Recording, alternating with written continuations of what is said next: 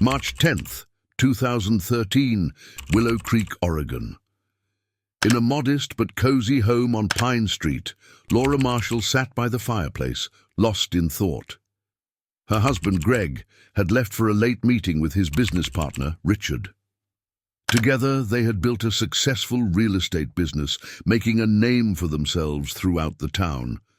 To anyone looking in, Laura was a devoted wife and mother, Greg a hard-working businessman. But that night, Laura's mind was far from her family life. Her heart raced with a dangerous secret that had come to dominate her every thought.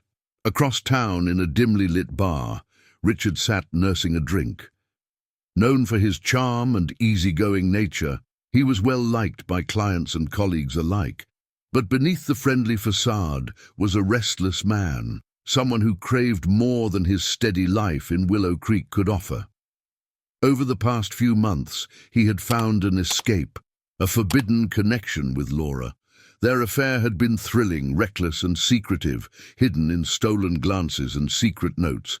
But the fire between them had grown, and so had the risk. Their relationship began at a company holiday party in December. While Greg mingled with clients, Laura and Richard exchanged glances across the room, a silent understanding passing between them. That night, Richard found himself drawn to her warm smile and gentle laugh, the easy familiarity they shared turning into something more. One evening led to another, and before they knew it, they were meeting in secluded spots around town, their moments together shrouded in secrecy. Laura felt alive in a way she hadn't in years, and Richard was intoxicated by the thrill of their hidden romance. On the night of March 15th, Laura slipped out of her house after her children were asleep. She met Richard at a quiet park near the river, a place they'd come to see as their own. The air was thick with tension as they talked in hushed voices, aware of how close they were to crossing a line they couldn't return from. Laura confided in him about her growing fear, the guilt that had begun to consume her. "Greg started asking questions," she murmured, glancing over her shoulder as if he could appear at any moment. Richard reached for her hand, his expression reassuring. "We'll be careful," he promised, though the thrill in his eyes betrayed his words. For him, the danger was part of the allure, a way to escape the monotony of his life. But Laura wasn't so sure anymore. Each time she returned home to her husband, she felt the weight of her choices pressing down on her, suffocating her with every lie. By the end of March, Greg had noticed something was off. Laura was more distracted, spending more time out running errands and coming home late. She'd always been attentive, always quick to share her day with him, but now a silence lingered between them that he couldn't ignore. He didn't confront her directly, but suspicion crept in, gnawing at him. Greg had trusted his wife, and he'd trusted Richard even more, the man he'd built his livelihood with. But now, something felt wrong, a tension he couldn't shake. On April 2nd, at exactly 7:30 p.m., Greg received an anonymous note in the mail. "Check the Willow Creek Inn, room 204, it read in scrawled handwriting. His heart pounded as he processed the words, a cold wave of fear and anger washing over him. Unsure whether to believe it or not, he decided to go, his instincts urging him to find out the truth.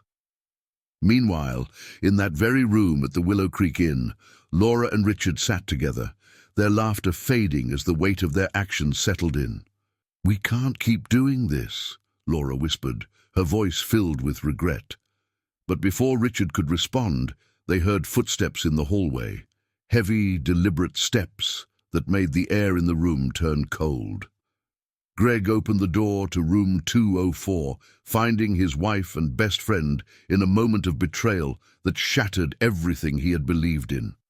His expression shifted from shock to fury, his mind unable to comprehend the depth of their betrayal. Laura's heart sank, realizing the consequences that lay ahead. In that moment, the tension exploded, each of them caught in a web of anger, betrayal, and guilt. The room fell into a heavy silence as Greg's eyes darted between Laura and Richard, the weight of betrayal sinking deeper with every passing second. Laura struggled to find words, her voice caught in her throat as she tried to explain the unexplainable. Richard, too, was frozen, guilt etched across his face. He knew he had crossed a line that could never be undone, but now, seeing Greg's devastated expression, the thrill of secrecy faded into fear and regret. Greg clenched his fists, the pain and anger rising in him like a storm he couldn't contain. "How long has this been going on?" he demanded, his voice barely more than a whisper, laced with hurt and fury. Laura's gaze dropped to the floor, unable to meet his eyes. Richard attempted to respond, his voice shaking. "Greg, I'm sorry. This was never meant to happen. I didn't want to hurt you." But Greg's patience had run out. He stormed out of the room, leaving Laura and Richard behind, the echoes of his footsteps heavy with anger and betrayal. Outside, the cold night air hit him, but it did nothing to quell the fire burning inside him. He paced in the parking lot, his mind racing as he tried to process the betrayal of the two people he had trusted most in the world. Thoughts of revenge, of justice, clouded his mind as he wrestled with his emotions. Meanwhile, inside the room, Laura and Richard sat in silence, the gravity of the situation pressing down on them. Laura's hands shook as she looked at Richard, her mind filled with regret and guilt. "This was a mistake. We've ruined everything," she whispered, her voice trembling. But Richard remained silent, realizing the true cost of their actions was only beginning to unfold. The next morning, Greg returned home, his anger temporarily buried beneath a cold resolve. Laura was already there, sitting at the kitchen table waiting for him. The tension was thick as they stared at each other, the weight of unspoken words filling the air. Finally, Greg broke the silence, his voice calm, but filled with pain. "I need to know why, Laura. After everything we've built, why would you do this?" Laura struggled to find an answer, her voice shaking as she spoke. "I don't know. I was lost. I was lonely, Greg." Her words sounded hollow even to her own ears, and she knew they couldn't undo the damage. Greg's face softened slightly, the hurt in his eyes flickering into something else, resignation. "Is this the life you want?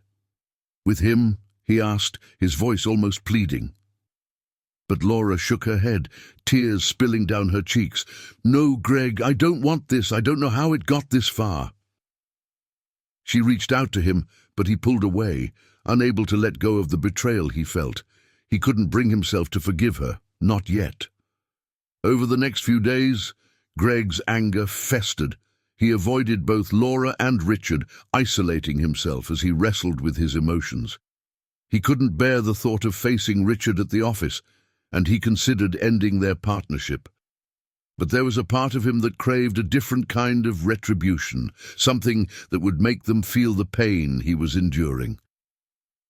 On April 10th, Greg made a decision. He would confront Richard, not in a hotel room or an office, but somewhere they couldn't escape the truth. He called Richard, his voice steady, as he requested a meeting at an old property they owned on the outskirts of Willow Creek. Richard hesitated, sensing the tension, but reluctantly agreed. That evening, as dusk settled over the town, Greg arrived at the property first, the empty structure looming against the fading light. His heart pounded with a mixture of anger and anticipation, a sense of finality settling over him. Moments later, Richard's car pulled up and he stepped out, looking wary as he approached Greg. Greg wasted no time, his voice sharp as he confronted Richard. "You betrayed me, Richard. My wife, my family, my trust. Was all of it worth a fling?" His words cut through the silence, each one hitting Richard with the weight of his guilt. Richard struggled to respond, his hands trembling as he tried to explain himself. "Greg, please, it wasn't supposed to be like this. I never wanted to hurt you." But Greg's patience had run out. The betrayal had pushed him to the edge, and he was done listening to apologies. "You're not the friend I thought you were," he said coldly, his eyes filled with rage. Richard tried to step back, sensing the danger, but Greg's anger had reached a point of no return. Their confrontation escalated, voices rising as anger and guilt clashed in the empty building. They exchanged heated words, each one fueling the tension until it finally boiled over. In a moment of blind rage, Greg lunged forward, grabbing Richard and pushing him against the wall. Richard tried to break free, but Greg's grip tightened, the intensity of his betrayal driving him to act without thinking. The struggle intensified, both men consumed by the pain and anger that had built up over weeks of lies and deceit. As they wrestled, the weight of their actions bore down on them, each realizing the cost of their choices. But for Greg, there was no turning back. His need for justice had transformed into something darker, something that would soon leave both of them forever changed. The days after their heated confrontation left both Greg and Richard shaken. Greg's mind was in turmoil, reliving every moment of betrayal, every lie and deceit, unable to find peace. His thoughts were consumed with a mix of heartbreak, anger, and the haunting realization that his friendship and marriage had been torn apart. Laura had tried to reach out, sending him messages, attempting to talk, but he ignored her, too hurt to even consider reconciliation. For Greg, things had gone beyond mending. He was alone, nursing a wound that seemed to grow deeper with each passing day. Richard, on the other hand, was rattled by the encounter. For the first time, he felt the gravity of his actions weighing on him. His reckless pursuit of Laura had led to this, losing his closest friend and creating a dangerous tension that he couldn't shake. He felt as though he was constantly looking over his shoulder, the memory of Greg's rage fresh in his mind. He began to avoid public places and kept his distance from Laura, feeling a mix of guilt and fear every time he thought of what they had done. On April 14th, Richard decided he couldn't live with the silence any longer. He needed closure, or at least some form of resolution. He reached out to Laura, insisting that they meet. "We can't keep hiding from this, Laura. We need to talk about what happens next," he told her over the phone.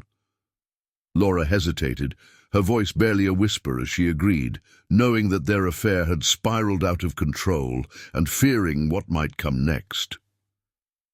That evening they met at a secluded coffee shop on the outskirts of town.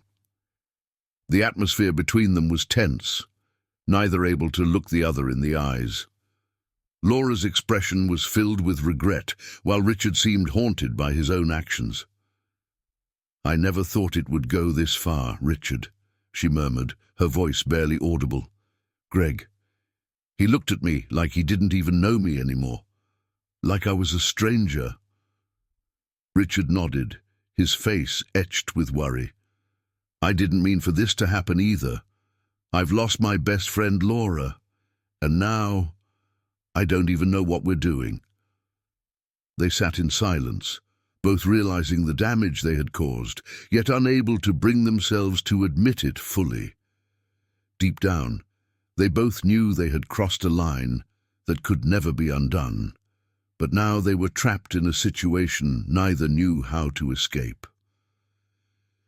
Meanwhile, Greg sat alone in his office that night, staring at his phone, his hand trembling as he scrolled through the texts Laura had sent him. She had apologized, pleaded for forgiveness, but all he could see were the memories of that night in room 204, the image of his best friend with his wife, laughing and sharing secrets behind his back. His heart ached, and his mind began to spiral. The feeling of betrayal had morphed into something darker, an all-consuming desire to end the pain once and for all. The next day, April 15th, Greg reached out to Richard, this time using a tone that was cold, almost businesslike. "We need to talk," he texted, suggesting they meet at their shared property on the edge of town. It was an old, abandoned warehouse they had purchased years ago as an investment, but had never gotten around to developing. The place was isolated, a quiet corner where no one would disturb them. Richard was hesitant, but he agreed, feeling that a final confrontation with Greg might be the only way to resolve things. As he drove to the warehouse that evening, he felt a sense of dread growing within him, but he pushed it down, convincing himself that they were just going to talk, to hash things out once and for all. At 8 p.m., Richard arrived at the warehouse to find Greg already there, standing in the dim glow of a single light bulb hanging from the ceiling. The shadows cast eerie shapes around the room, heightening the tension that hung between them. They exchanged tense greetings, neither man looking the other in the eye. Greg's voice was low, steady, but with an underlying edge of anger. "I want answers, Richard. I need to understand why you did this, why you'd risk everything we built, everything I trusted you with," he demanded, his eyes dark with resentment. Richard sighed, running a hand through his hair as he searched for the right words. "I don't know, Greg. It was a mistake. I got caught up in something I couldn't control." "I never wanted to hurt you, I swear," he replied, his voice wavering, but Greg wasn't satisfied. "A mistake?" he echoed, his voice growing sharper. "You think a few apologies will make up for destroying my family, my life?" His anger was bubbling over, his fists clenching as he fought to keep his composure. Their words became heated, each accusation cutting deeper than the last, escalating the tension in the cold, empty warehouse. Richard tried to calm him down, to diffuse the situation, but Greg was past the point of reason. For him, this wasn't just a conversation, it was the last stand in a battle for justice, or perhaps revenge. In that dark warehouse, surrounded by echoes of their raised voices, an unspoken understanding hung in the air. This confrontation would end with more than words. Both men knew, on some level, that things had spiraled too far for any peaceful resolution. And as they stood facing each other, each bracing for what would come next, they both realized that one of them might not walk away from this meeting.